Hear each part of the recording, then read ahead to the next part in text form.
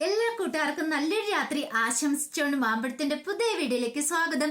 നമുക്ക് നേരെ ഗീതുവിന്റെ ഗോവിന്ദന്റെ നാളത്തെ നല്ലൊരു പ്രൊമോ വിശേഷം കേട്ടാലോ. അങ്ങനെ ഇന്നത്തെ വിശേഷത്തെ നമ്മൾ കണ്ടു. എല്ലാവരും കാണാൻ കാത്തിരുന്നൊരു വിശേഷം തന്നെയായിരുന്നു. രാധികാമ്മയുടെ ചതി ഗോവിന്ദ് തിരിച്ചറിയാണ്. അനാർക്കലിയും രാധികാമ്മയും തമ്മിലുള്ള സംഭാഷണം ഗോവിന്ദ് കേൾക്കുകയാണ്. ഗോവിന്ദന് ഒരു കാര്യം മനസ്സിലായി. ഇത്രയും കാലം രാധികാമ്മ തന്നോട് പറഞ്ഞെല്ലാം കള്ളത്തരമാണ്. അനാർക്കലിനെ അറിയത്ത് പോലും ഇല്ലെന്ന് പറഞ്ഞ് ഇപ്പൊ കേട്ടില്ലേ അനാർക്കലി അവരും തമ്മിൽ സംസാരിക്കുന്നേ. ഗോവിന്ദന് വല്ലാത്ത വിഷമായിപ്പോയി. ഈ സമയത്ത് അവർ രണ്ടുപേരും കൂടെ ഒരു മുറിയിലെ അകപ്പെട്ടു പോവാണ്. രാധികാമ്മയുടെ കണ്ണ് വെടിച്ച് പോകുന്ന ഒരു മുറിയിലേക്കാ.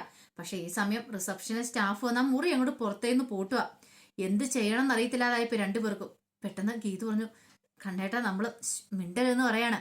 അങ്ങനെ രാധികാമ്മ ഫോൺ വിളിച്ചിട്ട് അങ്ങോട്ട് പോയി. ഈ സമയം ഗോവിന്ദന് കണ്ണ് നിറഞ്ഞൊഴുകാൻ തുടങ്ങി. ഗീതു ചോദിച്ചു, എന്ത് പറ്റി കണ്ണേട്ടാ? കണ്ണേട്ടൻ എന്തിനാ കരയണേന്ന് ചോദിക്കേ. അയ്യോ ഒന്നുമില്ല, എന്തോ കാര്യമായിട്ട് സംഭവിച്ചിട്ടുണ്ട്, എന്നോട് പറ. രാധികാമ്മ എന്തേലും പറഞ്ഞോ? അതാണോ പ്രശ്നം? അല്ല, ഇത്രയുടെ സമയം ഒരു കുഴപ്പമില്ലായിരുന്നല്ലോ. രാധികാമ്മയോടും വരുണേട്ടനോടും എല്ലാവരോടും സത്യങ്ങളൊക്കെ തുറന്നു പറയണമെന്ന് പറഞ്ഞ ഗോവിന്ദേട്ടൻ ഇപ്പൊ ഇത് എന്തു പറ്റി? എന്തിനാ കരയണേന്ന് ചോദിക്കാം. പെട്ടെന്ന് ഗീതുവിനെ അങ്ങോട്ട് കെട്ടിപ്പിടിക്കുകയാണ് ഗോവിന്ദ്. എന്നിട്ട് പറഞ്ഞു, അതെ, എനിക്ക് നീ മാത്രമേ ഉള്ളൂ, എനിക്ക് വേറെ ആരും ഇല്ലെന്ന് പറയണം. എന്താ ഗോവിന്ദേട്ടെ പറയണേ? എനിക്കൊന്നും മനസ്സിലാവുന്നില്ലെന്ന് പറയണം. സത്യ പറഞ്ഞേ, എനിക്ക് വേറെ ആരുമില്ല, നീ മാത്രം എൻ്റെ ജീവിതത്തിലുള്ളൂ. ഞാനത് മനസ്സിലാക്കാൻ വൈകി, ഇപ്പോഴെനിക്ക് ആ തിരിച്ചറിവുണ്ടായെന്ന് പറയാം. ഗീതന് ഒരു കാര്യം മനസ്സിലായി. എന്തൊക്കെയോ സത്യങ്ങള് ഗോവിന്ദൻ അറിഞ്ഞിട്ടുണ്ട്. അല്ലെങ്കിൽ ഒരു കാരണവശാലും ഈ മനമാറ്റം ഉണ്ടാകത്തില്ല. താൻ എത്ര പ്രാവശ്യം നിരപരാധിത്വം തെളിയിക്കാൻ ശ്രമിച്ച, പക്ഷെ അന്നൊക്കെ രാധികാമ്മയുടെ ചതി തിരിച്ചറിയാനായിട്ട് ഗോവിന്ദന് സാധിച്ചില്ല. പക്ഷെ ഇപ്പോഴെന്തോ സംഭവിച്ചിട്ടുണ്ട്. ഒരു പക്ഷെ അനാർക്കലി എന്നുള്ള പേര് രാധികാമ്മ ഫോൺ വിളിച്ചപ്പോൾ ആ പേരാണ് കേട്ടത്. ഒരു പക്ഷെ അവരുമായിട്ട് എന്തേലും പ്രശ്നം, അതാണ് ഇനിയിപ്പോ ഗോവിന്ദന് പെട്ടെന്ന് ഇങ്ങനെ മനമാറ്റം ഉണ്ടായത്. ഗീതൻ ഒന്നും ആലോചിച്ചിട്ട് ഒരു എത്തും പിടിയും കിട്ടുന്നുണ്ടായിരുന്നില്ല. ഈ സമയം ഫോൺ വിളിച്ചിട്ട് രാധിക അങ്ങോട്ട് ചെല്ലുവാണ്. അപ്പൊ അവിടെ എല്ലാം ഗോവിന്ദനെ നോക്കി. ഒരിടത്തും ഗോവിന്ദനെ കാണുന്നില്ല. പക്ഷെ ഇനിയിപ്പോ ഇത് എവിടെ പോയി പോലും ഒരു ഐഡിയയും കിട്ടുന്നില്ല. അങ്ങനെ അവര് നോക്കി നിൽക്കുവാണ്. ഈ സമയം അപർണയ്ക്കും അജാസിനും ഒരു ബുദ്ധി തോന്നി. കാരണം ഫോൺ അവരുടെ കയ്യിലായിരിക്കുന്നേ. ഗോവിന്ദന്റെ ഫോൺ അവിടെയിലാണല്ലോ ഇരിക്കുന്നത്. അപ്പൊ ഒരു കാര്യം ചെയ്യാം, ഒരു മെസ്സേജ് അങ്ങോട്ട് അയക്കാം. എന്താണെങ്കിലും ഗോവിന്ദ് സാറും ഗീതയോട് പെട്ടുപോയിട്ടുണ്ട്, അവർ തിരികെ പോയിട്ടില്ല. അപ്പൊ ഒരു മെസ്സേജ് അയക്കുകയാണെങ്കിൽ കാര്യങ്ങളൊക്കെ ഓക്കെയാവും. കാരണം അവരിവിടെ അന്വേഷിച്ച് നടക്കുന്നുണ്ടെന്നുള്ള കാര്യം മനസ്സിലായി. പിന്നീട് അങ്ങനെ ഗോവിന്ദന്റെ ഫോണിൽ നിന്ന് ഒരു മെസ്സേജ് അങ്ങോട്ട് അയക്കുവാണ്. അതെ, ഞാൻ തിരികെ പോവാ എന്നും പറഞ്ഞുകൊണ്ട്. ഇത് രാധികാമ്മയുടെ ഫോണിലേക്ക് അയച്ചേ. അങ്ങനെ രാധികാമ്മ ഇങ്ങനെ നോക്കി നടക്കുമ്പോഴാണ് ഫോണിലേക്ക് ഒരു മെസ്സേജ് വരുന്നത്. പെട്ടെന്ന് നോക്കി കഴിയുമ്പോൾ ഗോവിന്ദന്റെ ഫോണിൽ നിന്ന് ആ മെസ്സേജ് വന്നിരിക്കുന്നത്. ഞാൻ തിരികെ പോവാന്ന് പറഞ്ഞിട്ട്. തിരികെ പോന്നോ? അത് ഒരു വാക്ക് പോലും പറയാതെ കണ്ണം പോയത്. പിന്നെ എല്ലാവരോട് ഹാളിലേക്ക് അങ്ങോട്ട് ഒത്തുകൂടുവാണ്. ഒത്തുകൂടിയ ശേഷം ഇങ്ങനെ പെട്ടെന്ന് വരുൺ പറഞ്ഞു, എന്നാലും ഗോവിന്ദൻ ഇത് എന്ത് പരിപാടിയെ കാണിച്ചേ? ഒരു വാക്ക് പോലും പറയാതെ പോയത് എന്താന്ന് ചോദിക്കാം. ഈ സമയം കാഞ്ചന പറഞ്ഞു, ഒരു പക്ഷെ മുഖംമൂടിനെ പേടിച്ചിട്ടായിരിക്കും ഗോവിന്ദമ്മ ആരോടും പറയാതെ പോയെന്ന് പറയാം. പക്ഷെങ്കിൽ പ്രിയയ്ക്ക് ഭയങ്കര സംശയം. പ്രിയ പറഞ്ഞു, എനിക്ക് തോന്നുന്നു അതൊന്നും അല്ല, ഒരു പക്ഷെ ഗോവിന്ദൻ എന്തോ ഒരു അപകടത്തിൽപ്പെട്ടിട്ടുണ്ട്. അപ്പൊ അവര് ചിലപ്പം ഭീഷണിപ്പെടുത്തി ഈ മെസ്സേജ് അയപ്പിച്ചായിരിക്കാനാ ചാൻസ് കൂടുതൽ. ഇതേ, നമുക്ക് ഇവിടുന്ന് പോകണ്ട, ഇവിടെ എവിടെയെങ്കിലും ഗോവിന്ദേട്ടൻ കാണുമെന്ന് പറയാം. ഈ സമയം രാധികാമ്മ പറഞ്ഞു, അത് ശരിയാകത്തില്ല, വോട്ട് ചെയ്യാൻ നമുക്ക് ഉടനെ തന്നെ പോണം. ഒരു പക്ഷെ ഗോവിന്ദ് അവിടെ എത്തിയിട്ടുണ്ടെങ്കിലോ, അതുകൊണ്ട് നമുക്ക് പോവാം. ഒരു കാര്യം ചെയ്യാം, തിരികെ ആ ഫോണിലേക്ക് ഒന്ന് വിളിച്ചു നോക്കാണ്ട് രേഖ പറയാം. അങ്ങനെ തിരികെ വിളിച്ചു കഴിയുമ്പോൾ സ്വിച്ച് ഓഫ് എന്നാ പറയണേ. കിട്ടുന്നില്ല ഫോണിനകത്ത്. ഒരു പക്ഷേങ്കിൽ അവന്റെ ഫോണിന്റെ ചാർജ് വല്ലതും തീർന്നു കാണും, അതായിരിക്കും എന്ന് പറയാം. ഈ സമയം മാനേജർ അങ്ങോട്ട് വന്നിട്ട് പറഞ്ഞു, അതെ, വോട്ട് ശരിയായിട്ടുണ്ടെന്ന് പറയണം. ഇത് കഴിഞ്ഞ് രാധിക പറഞ്ഞു, ഞങ്ങൾക്ക് എത്രയും പെട്ടെന്ന് പോകണം, ഇനി ഞങ്ങൾക്ക് ഇവിടെ നിൽക്കാൻ പറ്റില്ലെന്ന് പറയാം. എന്നാ ശരി മാഡം, അങ്ങനെ തന്നെ ആയിക്കോട്ടെ. ഈ സമയം വരുണ് പറഞ്ഞു, എന്താണെങ്കിലും ഇവിടെ വന്നതിന് ശേഷം എല്ലാവരും കൂടെ എൻജോയ് ചെയ്യാൻ വേണ്ടി വന്നതാ. പക്ഷെ നല്ല പണിയാണ് ഞങ്ങൾക്ക് കിട്ടിയിരിക്കുന്നത്, ഇത് ഒരിക്കലും ഞങ്ങൾ മറക്കത്തില്ല എന്ന് പറയണം. മാനേജർ പറഞ്ഞു, സോറി സാർ, ഞങ്ങളുടെ ഭാഗത്തുനിന്ന് എന്തെങ്കിലും തെറ്റുണ്ടായിട്ടുണ്ടെങ്കിൽ ഞങ്ങളോട് പൊറുക്കണമെന്ന് പറയാം. പിന്നീട് അവരെല്ലാം കൂടെ അങ്ങ് പോവാണ്. ഈ സമയത്ത് രാധയ്ക്ക് നല്ല സംശയമുണ്ട്. എന്നാലും ഗോവിന്ദ് ഇത് എവിടെ പോയതായിരിക്കും? അവനിത് എന്തു പറ്റി? ഒരു വാക്ക് പോലും പറയാതെ പോകേണ്ട കാര്യമില്ല. അതിനേക്കാൾ ഉപരി ഇനിയിപ്പോ അവൻ അങ്ങോട്ട് ചെന്നിട്ടുണ്ടെങ്കിൽ ആകെപ്പാടെ പ്രശ്നവും. അവൻ പെട്ടെന്ന് പോയിട്ടുണ്ടെങ്കിൽ ഇനി അനാർക്കലി എങ്ങാനും വിളിച്ചിട്ടുണ്ടാവോ? അവനെ അതുകൊണ്ടാണ് പെട്ടെന്ന് പോയത്. അവൻ വീട്ടിലേക്ക് ചെന്ന ആകെപ്പാടെ പ്രശ്നവും. അനാർക്കലി അവിടെ ഉണ്ട്, എന്തെങ്കിലും എത്രയും പെട്ടെന്ന് ചെയ്താൽ മതിയാവുള്ളൂ. പിന്നീട് രാധിക എന്ത് ചെയ്യണം, അവരുടെ കണ്ണു പിടിച്ച് അങ്ങോട്ട് മാറുവാണ്. ഫോണും കൊണ്ട് അങ്ങോട്ട് മാറുന്നേ. പിന്നീട് അയ്യപ്പേട്ടനെ വിളിച്ചിട്ട് പറഞ്ഞു, അതെ അയ്യപ്പ, ഒരു പ്രശ്നമുണ്ടെന്ന് പറയാം. എന്താ? അതെ, കണ്ണൻ അങ്ങോട്ട് പോന്നിട്ടുണ്ടെന്ന് തോന്നേ. അങ്ങനെയാണെങ്കിൽ ഒരു കാരണവശാലും അനാർക്കലിയെ കാണാൻ പാടില്ല, അറിയാലോ.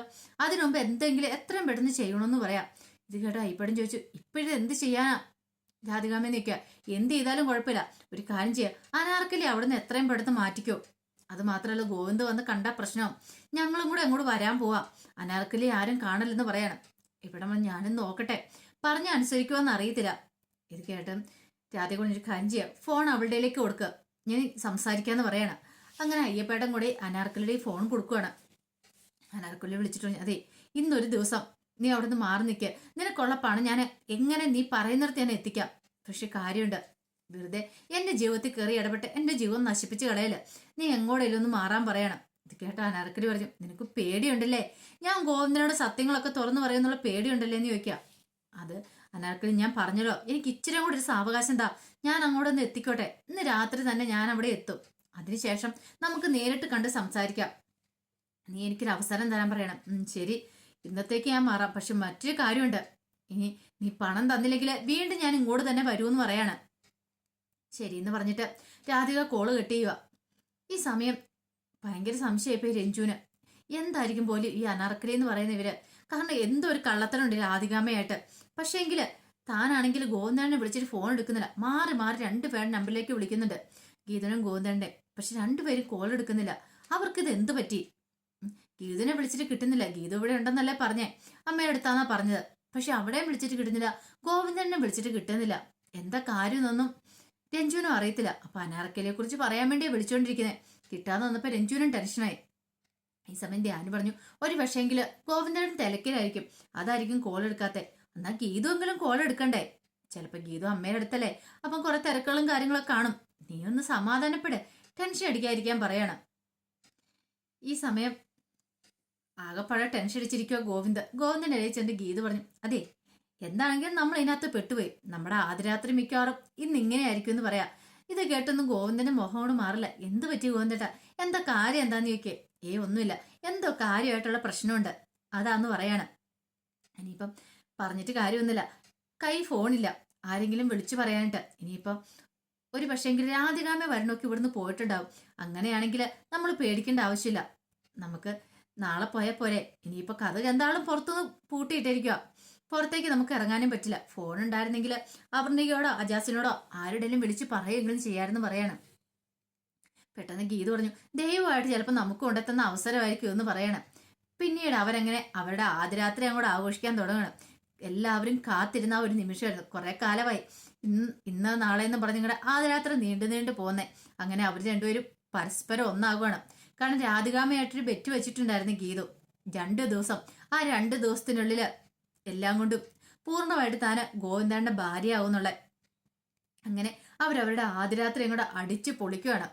അങ്ങനെ ആ ഒരു എഗ്രിമെന്റ് കല്യാണം അല്ലാതെ അവരുടെ ജീവിതത്തിൽ അവരങ്ങനെ ഒരുമിക്കുകയാണ്. അപ്പൊ അതിന്റെ വിശേഷങ്ങളൊക്കെയാ കാണാൻ പോകുന്നത്. പക്ഷെ ഇതൊക്കെ അറിഞ്ഞ് ഇനി രാധികാമ്മ നെഞ്ചുവിട്ട് നിലവിളിക്കുന്നുണ്ട്. അത് മാത്രമല്ല, ഇനിയിപ്പൊ കാണാൻ പോകുന്ന ഗോവിന്ദന്റെ ഒരു സമകാല താണ്ഡവമായിരിക്കും. കാരണം രാധികാമ്മ ഇത്രയും കാലം കള്ളത്തരം പറയാന്നുള്ള ഒരു സത്യം ഗോവിന്ദ് മനസ്സിലാക്കിയിട്ടുണ്ട്, ചതിക്കുകയോ ചെയ്തുകൊണ്ടിരിക്കുന്നത്. അപ്പൊ ഇനി ഗോവിന്ദിന് എല്ലാ കാര്യത്തിലും സംശയം, രാധികാമ്മേനെ വാച്ച് ചെയ്യാൻ തുടങ്ങും. അപ്പോഴേക്കും ഓരോ കള്ളത്തരങ്ങൾ അവരുടെ പുറത്തു വരാൻ തുടങ്ങും. പോരാത്തിന് അനാർക്കലിയും കൂടെ ജയിൽ മോചിതയായിട്ട് വന്നിട്ടുണ്ട്.